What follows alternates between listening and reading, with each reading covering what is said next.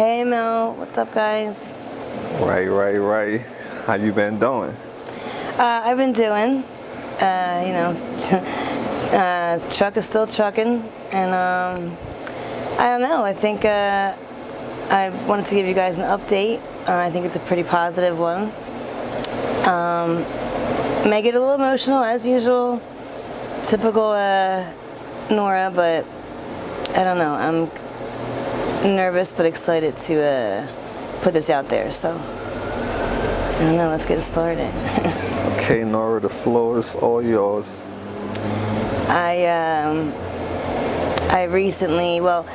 did a podcast recently for you guys, and I had really focused in on treatment and the type of treatment that I have experience with, as well as what I'm looking for, what I believe that I need at this time. And I also, my relationship with God the past few years has been very, on my end, has been very distant. He's always here, but I've really, turned my back towards him a lot, shut the door, turned his speaker off so I couldn't hear him, and he's got a really funny way of putting himself places and making himself known.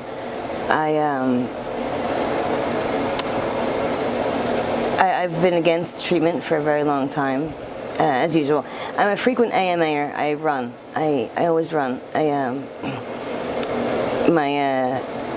friend of mine when I was younger used to say every time the Runaway song comes on from Bon Jovi, they would think of me, and because I was always running somewhere. Oh, where's Nora? Oh, she left again. And AMA'd a lot. AMA means against medical advice when you leave a facility. So I AMA'd a lot of times at AWOL'd because I wouldn't tell anybody I was leaving. I would just get up and run. And have been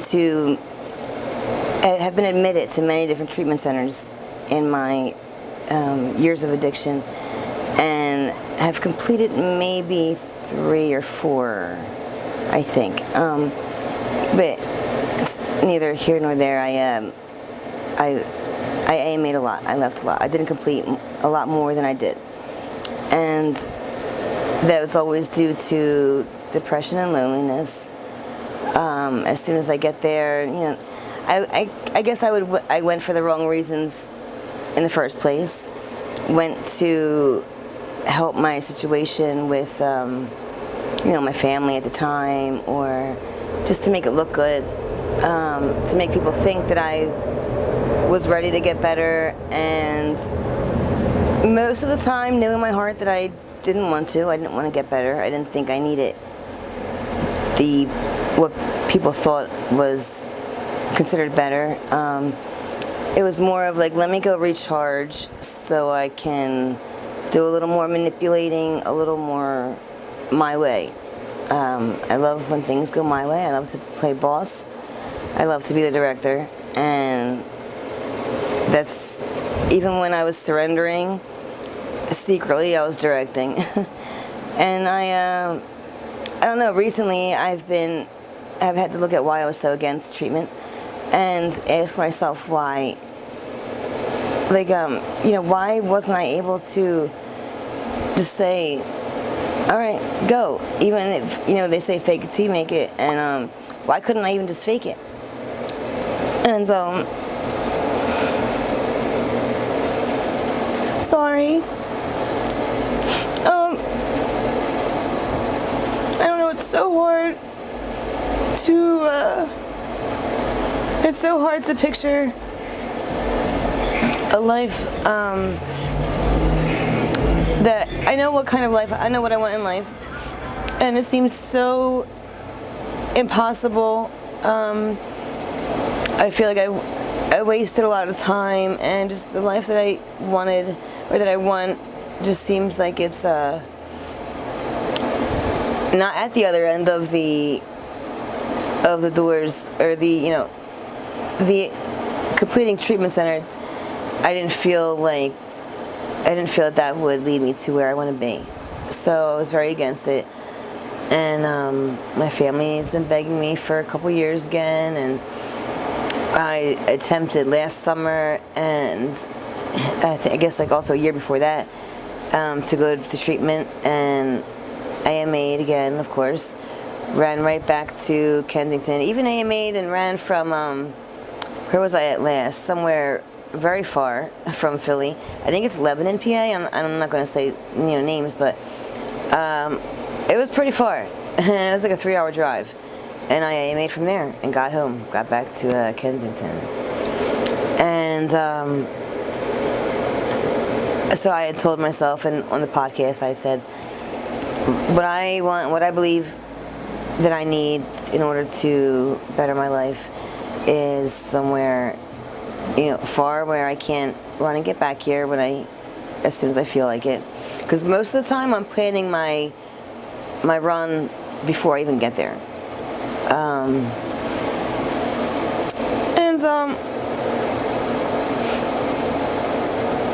A lot of the things that I saying even out loud that I wanted was, somewhere that was geared towards me specifically, what I need, and not just a typical dual diagnosis. I have, some like depression and anxiety issues that I need to address. But of course, mine are so special that regular facilities aren't designed for myself, I would say. And in reality, I mean, I don't know what I'm trying to say with this, but basically, I've been doing a lot of talking to God and asking Him to step in and but do it but please do it my way, of course, right? But please make it so I want it, so I want to change. And so he stepped in, of course, and I got a I don't know, my life out here has been I thought it's been livable, and felt like I was doing better than I was, just because I not using as much as I was, or just maintaining, or I still buy food and things like that, and all my money doesn't go towards illegal drugs or anything, so I'm not doing as bad, and I'm not doing the Fetty dance up and down the Ave, so I'm not that bad, and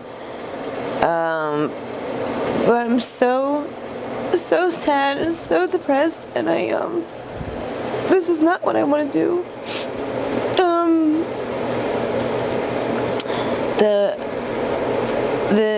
The lifestyle has taken everything from me. Even my relationship was it's a big part, and I don't know. I don't like who I am right now. I don't like who I've been. I don't like what I don't like how I'm treating certain people. I don't like, and I have excuses as to why I am the way I am, and why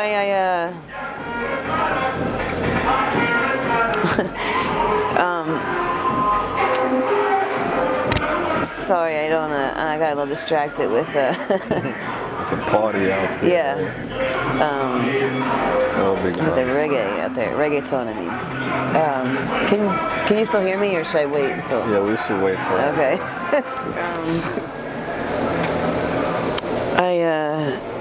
I don't like. I pride myself on still being me, no matter what situation I'm in, no matter what the circumstance is. I pride myself on still being able to say, okay, yes, I did that, or yes, I said that, or this is what I'm going to do, and it's still me, I'm never fake, I'm never phony, and if that's the case, I've just, towards some people, I've been very, very terrible. Taking out a lot of my problems on someone else, or I'm just not proud of. I'm not proud of who I've allowed myself to become. And even if the reasons for why I am the way I am, or if somebody's hurt me first and I'm just reacting, it doesn't matter. I don't want to react the way that I've been reacting. I don't want to hurt anybody.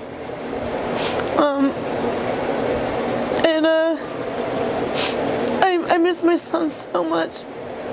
He's a whole new person now that he's older, that he's grown. He's hit puberty, and he's in his early teens now, and so he's a whole new guy. And he's also struggling with a lot of typical teenager stuff and those emotions, but he's also having a hard time because of his situation as far as his mom being gone, and his dad's not in the picture either. He talks to his father, but his father left the country years ago due to his own addiction also. So he's, from what my family tells me, that what he says he's going through and the things that he says, the way that he feels, I felt a lot of the same things when I was his age, and I can't stand the thought of him going through it by himself. He's got amazing people taking care of him, and but it's just not enough. It's not enough for him, and I want to be his mom, and so about a week ago maybe, there was a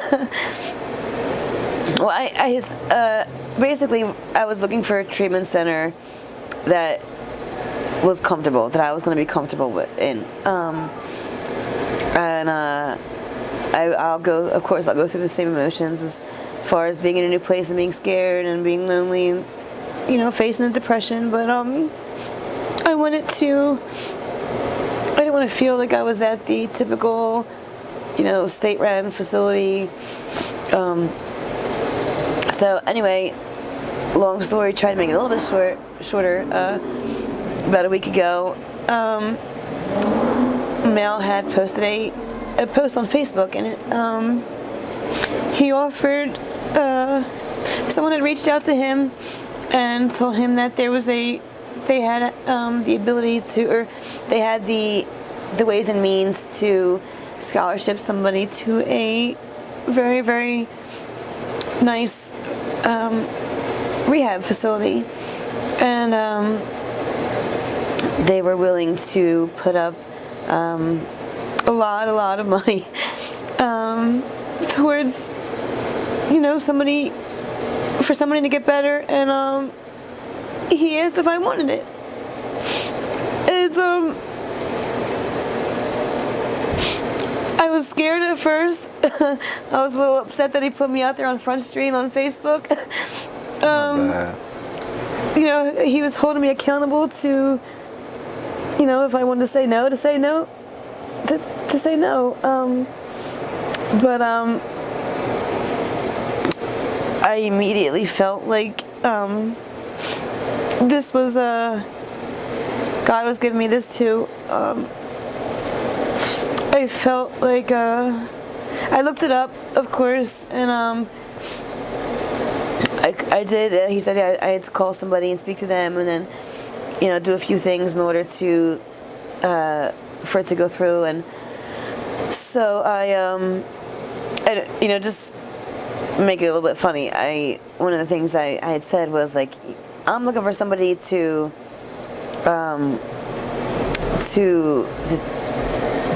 take me somewhere, send me somewhere I know I'm not going to be able to afford, so I have to find a way for it to be taken care of somehow. And please, somebody foot the bill for me to get better. And God, that sounds terrible. I didn't mean it like greedy like that, but just to make light of it. And so, lo and behold, somebody offered to foot the bill, and it's a little bit ways away. It's not states and states away, but it's far enough. It looks like one of the first things in their mission statement is that they focus on each individual patient and really create a program specifically for them and their treatment and what they need in order to recover. They're not the typical 12-step program or 12-step based rehab. They use a lot of holistic therapies, and when I called them and I qualified for treatment, they called me back. The director of admissions called me back and offered me a full scholarship for detox and rehab, and even to utilize their aftercare, sober living.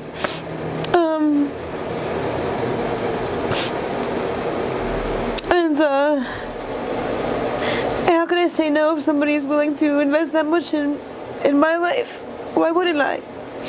I really felt like it was God. God's saying, all right, I did what you asked me to do. Now you got to do something for me and just make a decision or do something different. I'm really scared to even though I'm having a hard time with my relationship and my family. I've been talking to my dad every day, and he's been very supportive. My family's been supportive. I've been able to talk to my son, and I don't know. I'm just I feel very comfortable right now where I'm at, and I'm so scared to change it. Certain people are going to be upset, or are upset with my decision, even though it's something. Without getting into it, I'm really scared. Really scared, and but it's time. It's just time. Last time I got sober, I felt the same way. It was time. And I left treatment, not that I'm doing that this time, but at the time I had left treatment after 4 days, and I was still able to immediately start with the program, like my own, program, as far as step work and meetings and recovery house and all that. And I'm not looking forward to all the work that I have to do, but it looks like I've got a lot of people that I haven't even met yet that are willing to help me get there. And I so badly want to give back to people who have really, really helped me and gone out of their way to help me out, and to make sure I'm okay, and to make sure that I get by every day, and it's time for me to stop being so selfish and put some work in so I can give back and help somebody else, because I don't know, that's what I love doing. And the things that I love doing that I've wanted to do, I keep getting I'm not able to. I can't. I'm not dependable. I'm not reliable. I'm not responsible. I say that somebody can trust me, and yeah, you can trust that I'm not going to, take $10 off your dresser, or, dip in your pocketbook and whatever, something like that. Yeah, you can trust that, but am I even going to show up in the first place? If I do, I might be 2 hours late, or, whatever the case is. I don't want to be that person. I don't want to forget what time it is, let the time pass by, and not call my son and say goodnight every night. I don't want my parents who are raising my teenage son to also feel like they still have to raise their 34-year-old daughter, or they have to worry about me out on the street. It's not fair. It's not fair to I don't know. It's time again. I hope this is the last time. But who knows? All I can say is that I'm finally willing to try something different. Even though I don't necessarily want to, I do want to. I'm just scared of I'm just scared of the feelings. I'm scared of the feelings, but the drugs aren't covering up those feelings anymore. It's not making it easier. It's actually making it a lot worse sometimes. And I am not willing to throw what my life could be away any longer. To people that I've hurt recently. I love you enough to leave.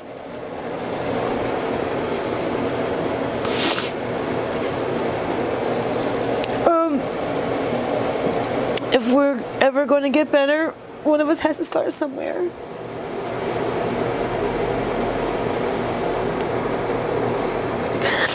And all the things that I've said that I want in life, are all the things I do want in life. I want to be a mom and a wife and take care of a home and do something work-wise that I love doing, and I'm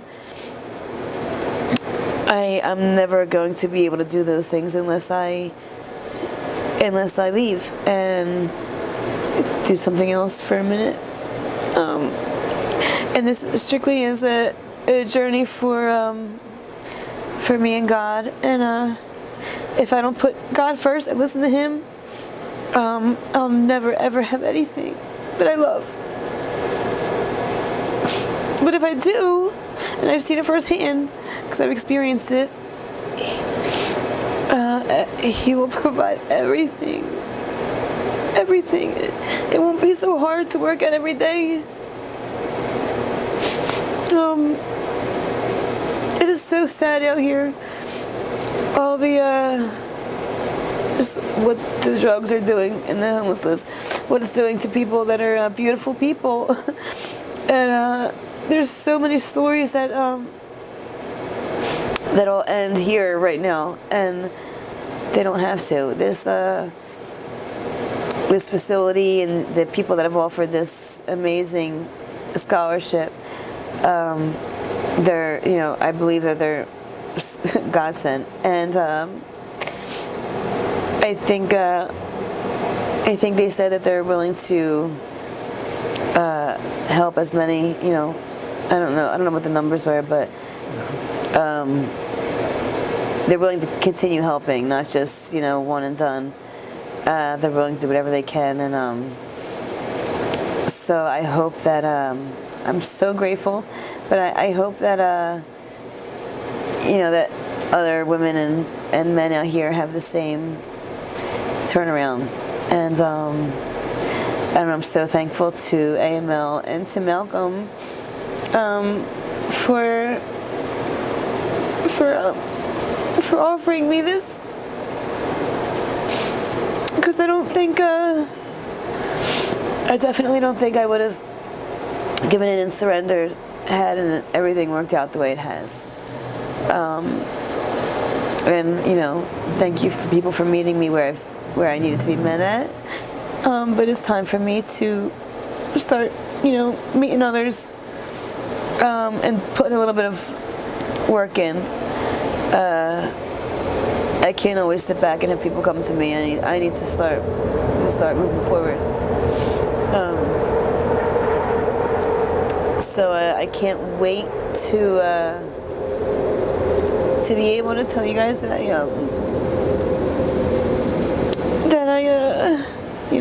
I'm doing better. hopefully not crying as much my next interview. And I don't know, there's a lot of, I'm really excited about what's to come afterwards. I really hope to still be involved with AML and give back as much as I can, and maybe help AML grow. You know, I don't know, I'm just really, really grateful. And one of my other things is loneliness and depression. When I get to rehabs, I get very, I feel very alone, and that's, you know, when I start to think about the outside and think about how I'm going to leave, ways that I can leave, and excuse me. And so maybe if, you know, maybe if I give the address or something, maybe you guys can write me some letters, or I would love to, you know, correspond with anybody who is willing to take the time just to maybe send me something that says hi, and I don't know, maybe just make it a little easier, so to help remind me how I don't want to come back here and need, you know, help. I'm tired of losing my belongings and having my stuff stolen, and you have to scrounge a couple of dollars together to feel like a person. It sucks, and I don't know, what Mal's done with AML, with the community, is really amazing, and I hope that I can go get my ass in check so I can start giving back and instead of taking so much. So I don't know, thank you so much for your support, everybody. You know, I've made a couple friends. Heather, thank you so much, Heather, and Mandy for offering her help, and there's been quite a few girls who have reached out and just offered their support, and I thank you guys for being the amazing women that you are, and just offering your friendship, and it really means a lot. And I don't know, I hope I have some better, more positive replies, you know? So I don't know. That's it. Cool. That's it. All right. There you have it, guys. Wasn't that the best news you guys ever heard so far? Well, that wasn't the best news to y'all. That was the best news to me. I'm so proud of Nora. You know, this is like the toughest fight ever. And, you know, for somebody to go through this, that means a lot, because you guys see the people out here and the condition they're in. A lot of mentally ill people out here, beautiful people, and they're just stuck. A lot of these people are a little bit far out there due to years and years of using, so their brain has been rewired into thinking totally different. So we can't forget these people. And like I always say, AML is a pyramid. When Nora gets to the top, she'll reach down and help somebody up get up to the top also. We don't forget about the sick and suffering. So guys, she's going somewhere wonderful. Let's, you know, give her all the support we can give her, all the letters. I want you guys to like make the mailman upset. Make the mailman upset. That's how much love I want y'all to give her. You know, she's gonna come out of, by God's grace, a new person.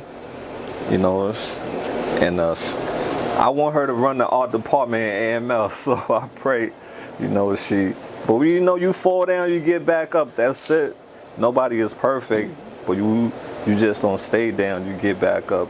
You know, but we believe you're gonna do the best you can. That's all you could do, Nora, the best you can. You know, things stop. So it's time to wrap up the video. Thank y'all for listening to her. We appreciate all the support again. And until next time, AML Films, we out there. Peace out.